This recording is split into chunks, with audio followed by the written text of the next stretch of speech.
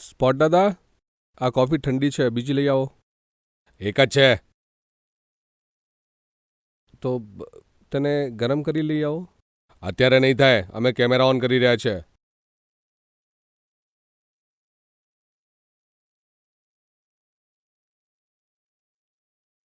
એ ખૂબ જ મહત્વપૂર્ણ છે કે તમે તમારા ડીમેટ એકાઉન્ટમાં નોમિનીને રજીસ્ટર કરાવો.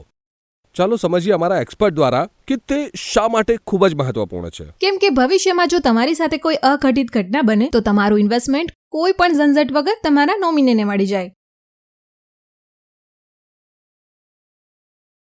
અચ્છા, બીજું કંઈ? શું? બીજી કોઈ જાણકારી? કેવી માહિતી? જેમ કે જેમ કે જેમ કે કેટલા લોકોને નોમિનેટ કરી શકાય?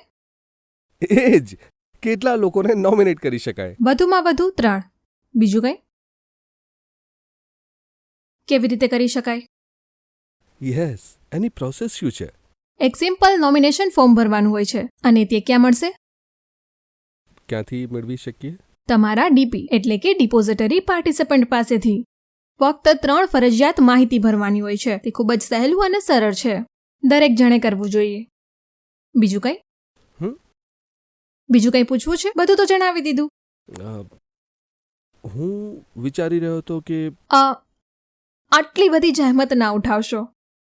બધા જ રોકાણકારોએ પોતાના ડીમેટ એકાઉન્ટમાં નોમિની માટેની વિગતો ભરવી જોઈએ. આનાથી ઇન્વેસ્ટમેન્ટનું ટ્રાન્સફર સરળ થઈ જાય છે. રીત એકદમ સરળ છે. તમે તમારી જાતે કરી શકો છો. આત્મનિર્ભર ઇન્વેસ્ટર બનો. અને હવે તમે વિચારવાની એક્ટિંગ બંધ કરો.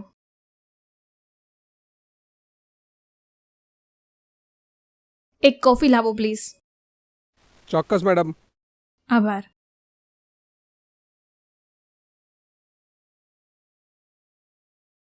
મેડમ બિસ્કિટ જોઈએ સાથે? કંઈ વાંધો નહીં, આભાર. લઈ આવશે.